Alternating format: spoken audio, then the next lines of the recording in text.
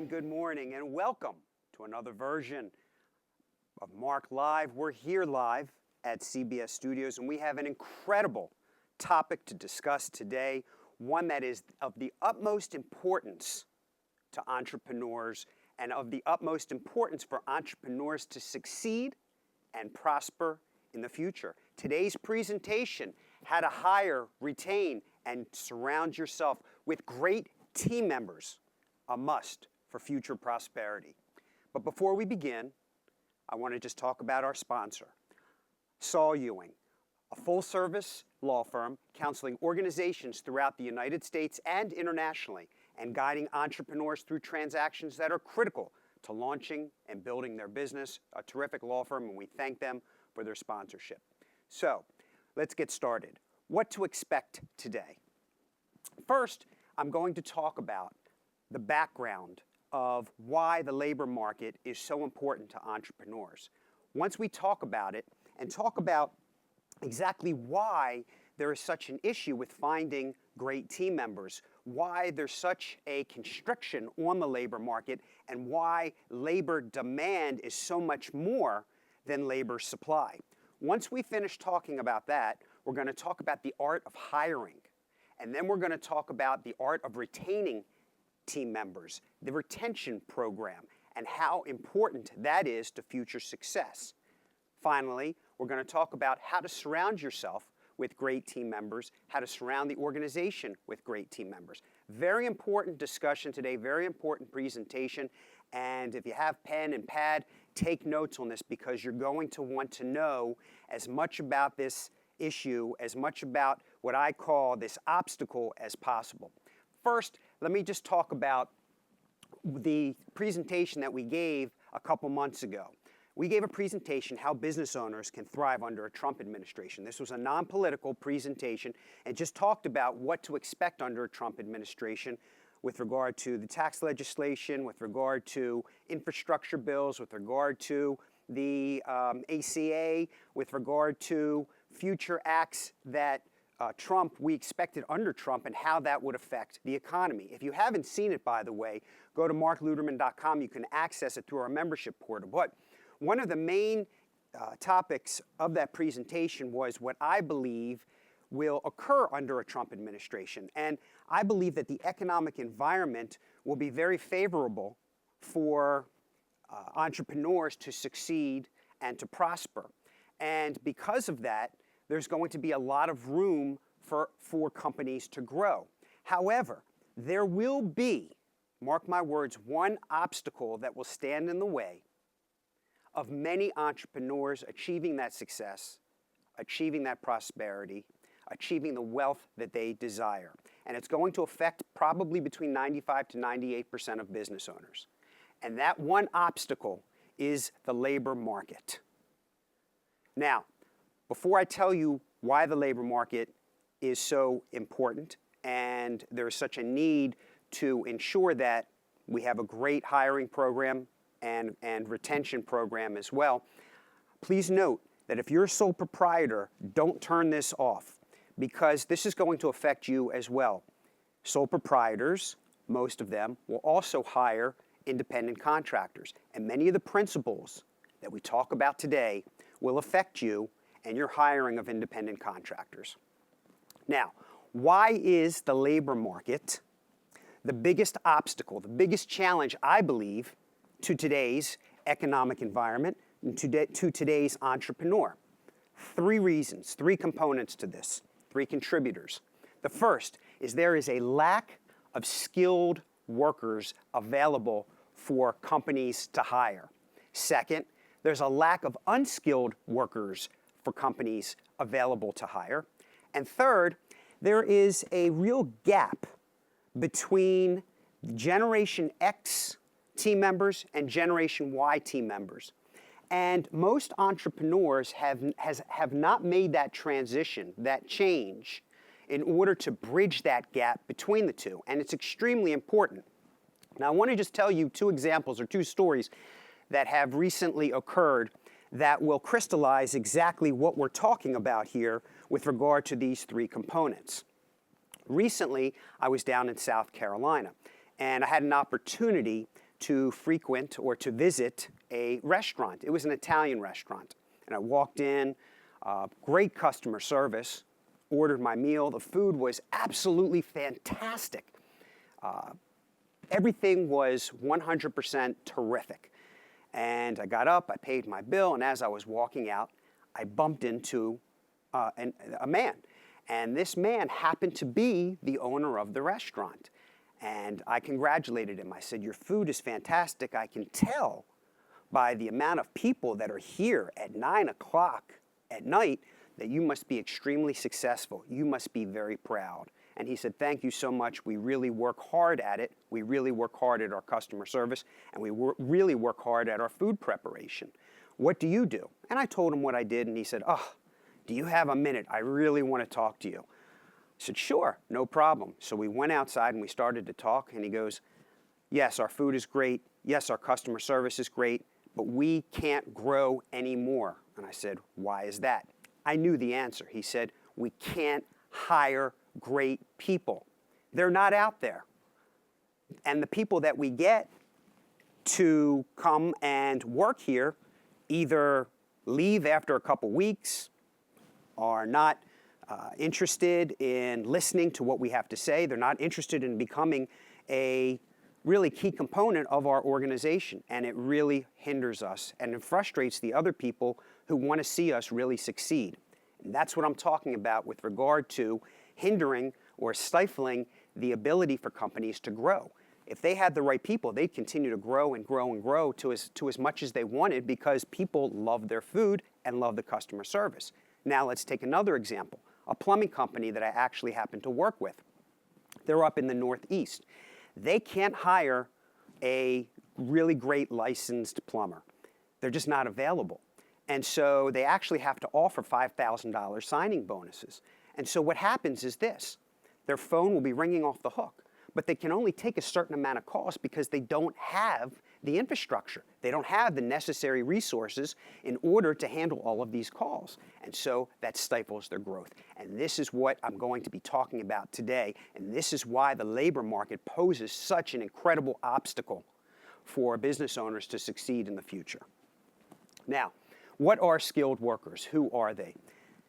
Examples: plumbers, HVAC technicians, electricians, automotive technicians.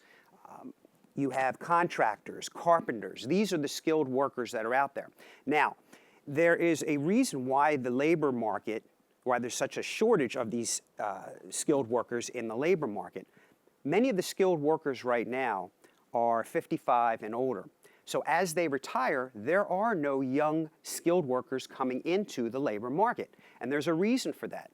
Number one, all of the vocational arts programs in high schools have been closed. So they're not available anymore. And the second reason is that in the media, there has been, I guess you could say, negative images created that are associated with skilled workers, and that has discouraged young people from pursuing careers in this category. What this means is that as the labor market continues to tighten around skilled workers will be able to name their price. They'll make as much money in the next 10 years, I believe, as lawyers, as accountants, as consultants. They will be in such high demand, they'll be able to name their price. Now we have the unskilled workers. Now, the unskilled workers are basically dropping out of the labor market as more emphasis is placed on the skilled labor market itself. And in addition to that, we now have immigration reform. Again, no, this is not a political topic that we're talking about here. It's just reality. So those two things combined have really decreased the number, and will continue to decrease the number of unskilled workers that are available. And now the third, bridging the gap between Generation X and Generation Y. And just so that you know, Generation X is the generation in between the baby boomers and Generation Y, which is who we refer to as millennials. Now, the reason that bridging the gap is so important, and most entrepreneurs have not yet succeeded in bridging this gap, is because you have two different generations and two different mindsets. The millennials will be about 50% of the workforce by 2020. More and more are entering each and every year. And as they enter, their mindsets are different than the Generation Xers and the baby boomers that are leaving the workforce. So it's important to note that in previous surveys and in talking to the millennials, they're much more likely to job hop. And that's important to know because as team members, employees, job hop, that costs employers substantial dollars because the money that you're investing is now going out the door. And in a recent survey, it's important to note that 1/2 of all millennials said they'd rather have no job than have a job that they don't like. So all of these things are adding up to show you how important this is, the labor market, and making sure that we have the right hiring and retention programs in place. Now, for the millennials, who are they and what's important to them? Well, number one, and probably the most important, is recognition. Recognition is extremely important to the millennial generation, probably is up there as high as compensation. So it's important to remember that. They also want to be educated. Creating training programs for them is extremely important. They're motivated by learning. They also want to see immediate results. If you tell them something, if you say something, they expect you to follow up and to do that immediately. They also have they want a strong balance between work, life, community, and self-development. So it's important to understand that. They are not going to be a generation that works from 8 o'clock in the morning to 10 o'clock at night. They want to have an outside life, and that's very important to them. They're very goal-oriented. They want to have structure so that they feel like there is a path to success for them. Teamwork, extremely important. Getting along with all of their coworkers, being committed to their coworkers, extremely important. Organized, coordinated, cooperative effort is what we call that. There's high expectations from them that an entrepreneur will be a mentor. So again, they continue to learn. They're technologically savvy. So utilizing those skills is going to be very important. And finally, they prefer an informal culture to a formal culture. And we're going to talk more about that in just a minute. Now, why are these factors so important for the entrepreneur to know? 2 reasons. Number one, it's going to help you greatly with the effectiveness of your hiring program. In fact, it's going to give you a leg up on your so-called competition because, quite frankly, there are going to be so many other companies in your industry vying for the same candidate, so you want to stand out. The second reason is, by knowing these factors, you will know how to design and implement and execute a tremendous retention program, which will greatly enhance the ability for you to keep your team members on board. And that's extremely important, as we said, to help with the economic future growth of your company, as well as keeping your team members, your other team members, happy because they don't have to work as much overtime and put in as many hours just to cover the business that you have. Now, the art of hiring. Let's talk about the art of hiring. I have created 4 steps. I've broken this down into 4 steps under the art of hiring. And each of them is extremely important. The first one is obtaining the interview. The second is showing up for the interview. The reason I put that up there is because so many applicants commit to an interview and then they never show up. I see this all the time, and it's very frustrating to entrepreneurs. It's very frustrating to employers. The third is the actual interview and conducting the interview. And then finally, once that interview is completed and you've offered the job to the team member, to the future team member, it's getting them to show up for their first day of work. Again, I can't tell you how many times I have seen people commit to jobs and then not follow through. So we've broken this down into 4 categories. So let's first start with obtaining the interview. Now, there is a big demand for getting great quality candidates and finding them, just going out and finding them. So I've listed in order of importance in this hierarchy, of how to obtain the candidates just to begin with. The first is utilizing your current team members. That is the absolute best way, using them to recruit for you. And that's why retaining great people and keeping a culture that is conducive to success, keeping them happy is so important, because happy team members will go out and be a great advertising strategy for you. They'll go out and they'll recruit, incentivize them. Something to the effect of, if you can find me a candidate to fill this position, you'll get $500 if they stay for 3 months. Something relative to that. Now, it's important also how you can approach this and make that person, the recruiting person in your company, and again, this should be done to the entire organization, feel really great about themselves. Approach it as this. John, we really could use another person just like you. If we can find another person just like you to fill this position, we'll be in great shape. Now that person feels fantastic. That person feels significant, important. They're going to go out and do everything they can to try and find an applicant to fill that position. Money is important, but it becomes secondary to that recognition that you've just given them. Now, once we get past using the current team members to recruit for you, we then move on to our spheres of influence.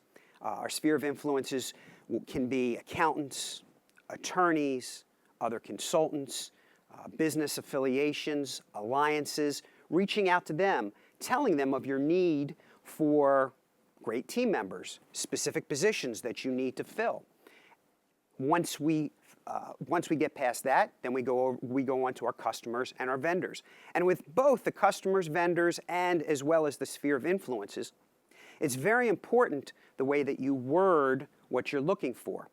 I like to use the phrase, we're growing like crazy.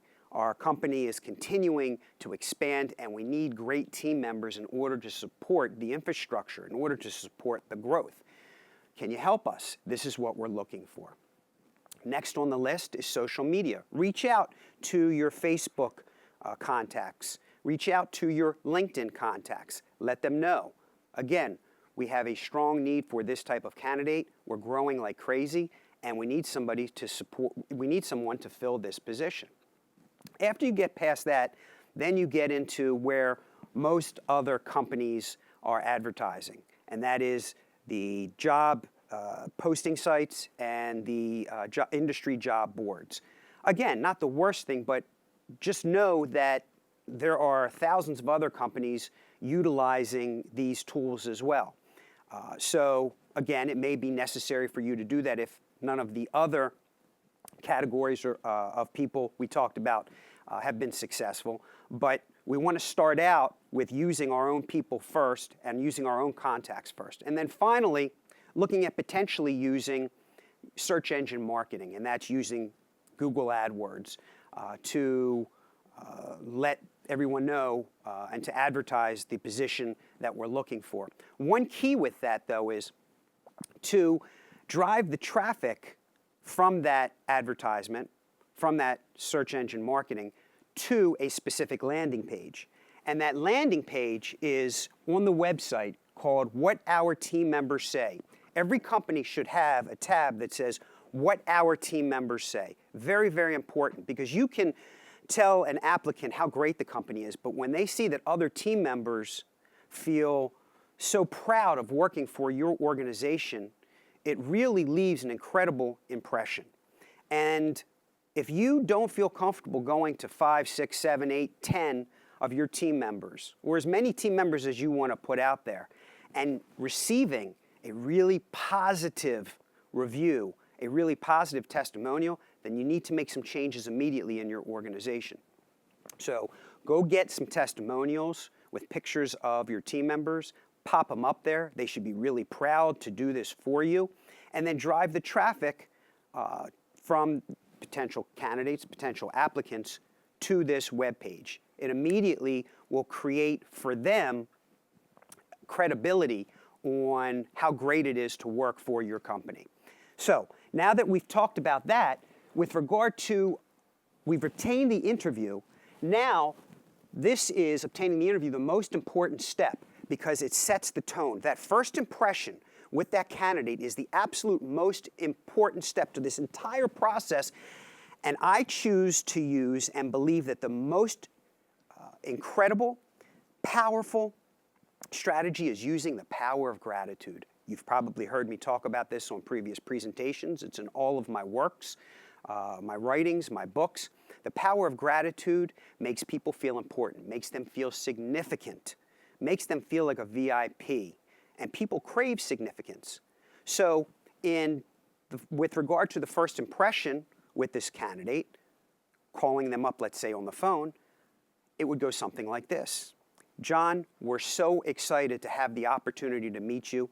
Thank you for the opportunity to talk about this position. Here are the steps that we move forward with when it comes to our interview process. And again, thank you for choosing us to discuss this opportunity. Immediately, you have set out and made this candidate feel like $1 million. I can tell you that most of the other companies out there don't do this. They don't submit to the power of gratitude. They don't let the applicant know how enthusiastic and how grateful you are that they've taken the time to choose your company. That first impression is absolutely key. Also, that conversation gives you the opportunity to qualify that candidate as well, just through a simple conversation. Is this going to be a good fit? Now, number two, showing up for the interview. This can be a big problem for companies because once you make the interview, you set up the appointment, there's all these other companies out there doing the same thing. They may go on an interview with another company before they even get to you and accept that offer. You don't want them to do that. So it's very key to engage throughout the entire process. That word engage is critical to hiring great people. So following up a couple days later with an email, for instance, to say, Dear John, we're really excited again to have the opportunity to meet with you on this date at this time. We can't wait to meet you and talk about the opportunities available for this position. Really looking forward to meeting you. And if you have any questions, please feel free to reach out to me. Again, you're showing them that you are appreciative of their time, making them feel like they matter, making them feel like they're significant. Again, very few employers, very few companies do this. Okay. Now, the interview. We go into the interview, and it's important that you have a particular mindset when you go into this interview because of the disparity between the labor demand and the labor supply. The power has changed. It's turned. The interviewer, you're no longer in control. The interviewee is now interviewing you because they have, if not you, 20 other opportunities that are out there. So it's very important that you have that mindset going in and not grill that person with questions and not, take the mindset that, well, if this person doesn't like the way we do things, well, we'll get someone else. That's not the correct mindset to have. So you want to be able to have a nice conversation, open conversation, almost like a partnership with that person who's come in for the interview, and set the expectations and goals. Let them know what to expect. Let them know what the goals of the company are. Listen to what they have to say, what's important to them. Because remember, it's all about them, not about you. Getting great people to work in your organization, great team members, it's all about them and how you can create that culture conducive to success. Now, as you're talking to them, it's very important also to illustrate what differentiates your company from every other company out there. Now, you have a leg up. Why? Because you know what factors are important to the millennials. You know what factors are important in terms of what they're looking for in a workplace. And so you can talk about how your company does these things. In other words, you've taken this information and you've created a great retention program in your company based on the knowledge that you've learned. And so this will differentiate you from everybody else. And they'll be hearing things that are music, it's like music to their ears. Okay? Now, if you like the candidate, I'm a big believer in offering them a job right on the spot. Because once they leave, they're going to be inundated with 10 other appointments to go on. And so it's important to let them know, hey, we really think that you're going to be great for this position. We think that there's a win-win here. We think there's a perfect fit. Now, if it so happens that you also have some references that you have to call, or you do drug testing, just tell them, hey, this is part of the process, so it's contingent on this, but we don't see any problems. We'd like to offer you this position. Okay. And ensuring they show up for the first day of employment. After the interview is conducted, after they've accepted the offer, follow up with them. I like handwritten letters, congratulating them, showing your enthusiasm and excitement for them starting on such and such a date. You can't wait, and you really look forward to seeing them. And then following up with a phone call as well, saying, hey, just wanted to touch base. We're really looking forward to seeing you on this date at this time. Here's what your first day is going to look like. Again, it's all about engagement. You're not forgetting about them. You're letting them know how important they are to the company. Now, the other thing that's very important is when they come in that first day, make sure that they're greeted by other team members. They're greeted by your executive team, that that person is made to feel welcome that very first day. Take him or her out to lunch. It's very, very important that they get that great feeling that first impression, the minute they come into the organization. Okay, now we move on to retention. We've talked about the hiring, what's important with regard to hiring. Now let's talk about retention and the master keys to long-term success. A company that is not able to retain team members is a company that will have a lot of added costs to the bottom line because, again, all that investment into a particular team member is now out the door. You'll see a lot of frustration from other team members because they're going to have to pick up for the lack of workers that you have in your organization. There's going to be more work for fewer people to do. So you're going to see that there's going to be frustration amongst them. And again, you're not going to have the infrastructure to grow. So having a great retention program is absolutely key. And there's 3 keys to having a great retention program: gratitude, which we've spoken about, leadership, and change. Now, we're going to talk about all 3 of these. First, let's talk about the power of gratitude, which again keeps coming up. That's how important this topic is. At the top of the list, you'll notice that it says recognition. Recognition is absolutely vital. Remember what we said, especially with the millennial generation, recognition is as important as compensation. So your retention program should be based and built around recognizing great work, recognizing people, and helping them. So here are some examples of recognition and utilizing the power of gratitude. Number 1, always listen to your team members' ideas and be grateful that they're taking the time to think about how they can contribute and how they can help the organization grow and succeed. Even if you don't use their idea, let them know, we can't use this idea because this will happen, but it's a great idea. And we'll consider it in the future, but thank you so much. Keep going. Encourage them to think. Encourage them to look at or to think about ideas that will help the organization. That recognition, extremely important. Acknowledge their contributions to the company. Acknowledge their value to the organization. When they do something that's fantastic, call them out in a team meeting and say, such and such did a wonderful job. We just want to recognize them. Again, specific praise, very, very important. Plan company gatherings for joyous occasions. Treat them to lunch from time to time. If you have a big project that's going on and they're putting in a tremendous amount of time, bring in lunch for them. If they're working extra hours, bring in dinner for them. Show your appreciation for the hard work that they're putting in.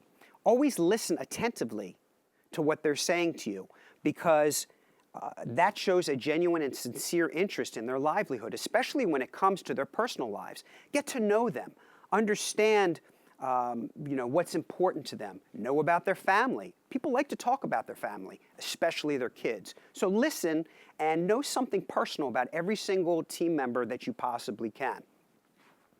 Celebrate birthdays and happy occasions. Very, very important. Again, recognition. As we said, share successes with the team. And let's go back for 1 second to getting to know each team member and showing interest in their lives, because I have a terrific example for you. About 6 months ago, unfortunately, I got into a car accident. So I took my car to a collision center. And as I was waiting in the waiting room to receive an estimate, the owner of the collision center walks in. Now, it's important to know that the owner of this collision center owns a multitude of very successful car dealerships, owns an entire portfolio of real estate. He's a very successful entrepreneur. So it struck me as being kind of odd that he would come in to this small collision center, which is probably one of the smaller organizations in his portfolio, at 10 a.m. in the morning. As he walked in, I said to him, and I happen to know him, he's a longtime family friend. I said to him, let's call him Dave. Dave, Mark Luterman, how are you? Mark, how you doing? Dave, I'm really surprised to see you here. I mean, you've got all these other dealerships that you're dealing with. You've got these real estate holdings that you're dealing with. To show up in a collision center, there must be something going on. He looked at me and he said, no, Mark, there's nothing going on. I do this every day. I visit every one of my companies. I visit every single person. I wish them a good morning. I ask them how things are going. I know something about their personal lives. I know if such and such a person has a child that plays soccer or so-and-so enjoys fly fishing. I've made it my business to know that. And do you know that we rarely have openings in our company because people are so happy here. They work here. We have people here that have been we have people that have been here for 30, 40 years, and it's fantastic. And it's the greatest asset, the greatest investment that we have. And that was one of the greatest stories that I've heard in terms of leadership, in terms of gratitude, and in terms of running an organization the right way. Okay, leadership. Perfect segue into leadership. So it is your job as an entrepreneur, it is your job as a leader to create a culture that is conducive to success. Create a culture that allows people in your organization to prosper and to grow. And that's all on you. Create training and continuing education programs. Again, that's leadership. And look back when we talked about the millennial generation. And of course, this applies to skilled workers and unskilled workers as well. When you create training programs for people and helping them grow and helping them to learn new things, that's an incredible benefit that you're offering to them. And you'll see that as we go down this list, they almost match up exactly to what the millennial generation, which is going to comprise half of the workforce by 2020, is looking for. So you can see that when they match one another, you're going to be ahead of the curve. You're going to create a program that allows people to work and prosper and stay there for long periods of time. Their tenures the average tenure is going to increase dramatically. Now, lead by example. Again, if you want your organization to look a certain way, to feel a certain way, it's all incumbent upon you to make that happen. An institution is the lengthened shadow of one person, said by Ralph Waldo Emerson. So it's incumbent upon you to create the organization that you want, so you must lead by example. Let's go back for a second to the millennials and what's important to them about creating success for themselves. Bettering themselves. Well, that falls on your shoulder, or that falls on the leadership's shoulders in an organization. Create that roadmap of success for them. Find out what their goals are, what their expectations are, and then develop a plan to help them to achieve that. The best way that I've seen is something that I give to organizations called My Success Statement and My Success Blueprint. And you can download those two at markluterman.com if you become a member in our membership portal. Very, very important. You can use those to help your team members grow. Now, once you're helping them grow, once you're creating that action plan for them, it's important that you follow up, helping them to prosper. So maybe once a month you meet with them to discuss the action plan, where they are with it, what they're having trouble with, where they're thriving. Very important. Again, they will now feel recognized and significant, and that will make a very, very big difference in helping them to create success and to retaining them for a long period of time. Mentoring. Again, meeting with them regularly, but also mentoring can be tied into charity, charitable giving, enriching the lives of others, showing them how important that is. As we talked about, giving back, being involved in the community is very important, especially to the millennial generation. So encourage them to get involved with charity. Encourage them to get out into the community. That is also a great marketing strategy that's secondary to the charitable component, but it's also a great marketing strategy because they'll be meeting new people. They'll be out into the community. And consider actually having the organization get behind a charity that the team members will get behind as well. Again, that shows how important it is to you, how important it is to the company to enrich the lives of others. Okay. Honest feedback. When mistakes happen, when they occur, let the team member know about it, but do it in a way that teaches them something new, where they can learn from it and be successful in the future. Very, very important. Again, listening to their ideas. Now, when it comes to the millennial generation, remember, they're technologically savvy. So this can be a great benefit to your company, creating more efficiencies and more effectiveness using new technologies that you may never have heard of. And finally, pay and benefits, competitive pay and benefits. Look, if you're successful, share it with the company. Serve and sacrifice before collecting. Sharing it with the company will come back in droves to you because it will activate the principles of increasing returns and contrast. So if you put all of these components together under your leadership, under your tutelage, you will find team members very, very happy, and you'll create an atmosphere where they'll want to stay and they won't want to job hop. And the last piece of retention is called change. And this, again, is on you, the entrepreneur. Changing the way that the culture is, making it less formal, more informal. And what that means is changing from the old way, which is called a centralized management style, to a decentralized management style. And what I mean by that is this. Picture an organization chart and the hierarchy. You have the CEO, and then you have the leadership management team, and then underneath that you may have managers, and then supervisors, and then your laborers and CSRs. That would be how most people would see as their hierarchy, as their organization chart. And that's the centralized way of looking at it. Completely wrong. I believe in a decentralized way. Flip it up. Flip it completely around. The CEO is at the bottom because the CEO's job is to create a culture that's conducive for everyone else to succeed. And at the top are your customers and clients. Now, what is a way to offer the greatest customer service to your customers and your clients?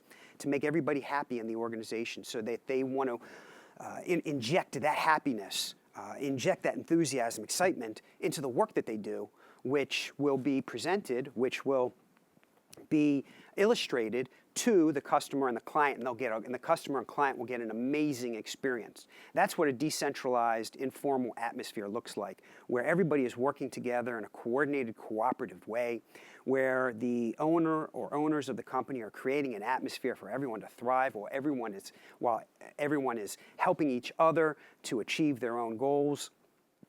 Not only their own goals, but everyone else's goals, to create an atmosphere where everybody is looking to enrich each other's lives. That's the atmosphere that you want to create, and that's where an atmosphere that I believe can be created through a decentralized management system.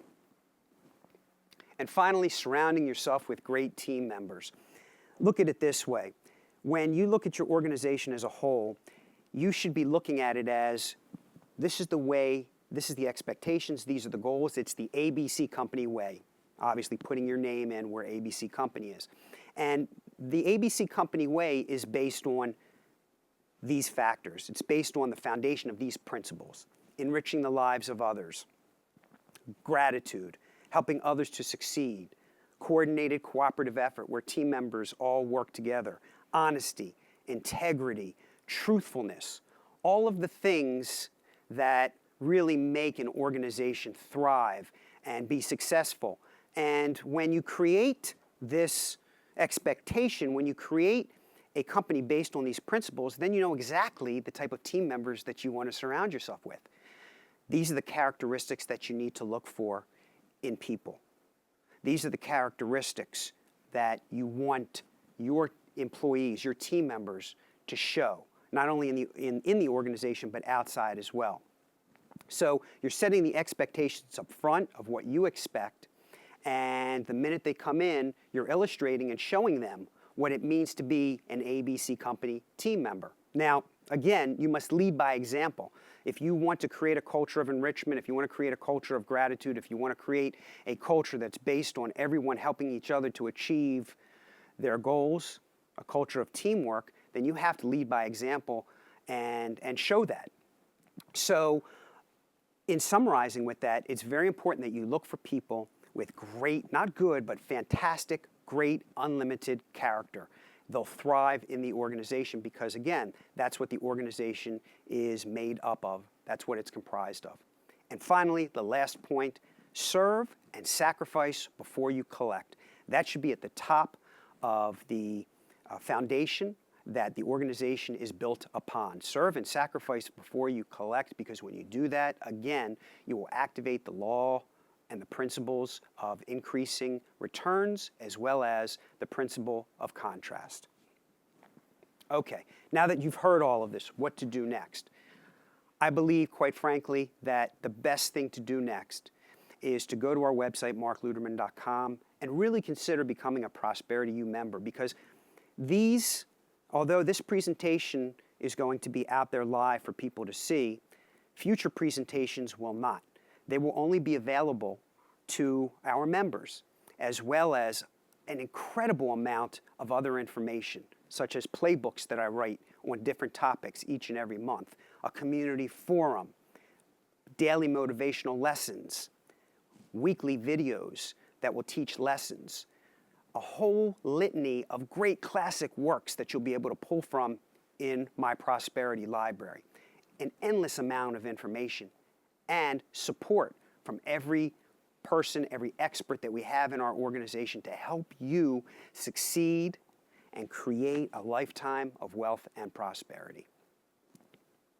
Again, today's presentation has been brought to you by Saul Ewing, our sponsor, and we want to thank them. They're a full-service law firm counseling organizations throughout the United States and internationally, and guiding entrepreneurs through transactions that are critical to launching and building their businesses. I want to thank you for joining us. It has been my honor to be up here to teach and to present. Again, this topic is of the utmost importance. Use these tools, go get them, and create that lifetime of wealth and prosperity that you deserve.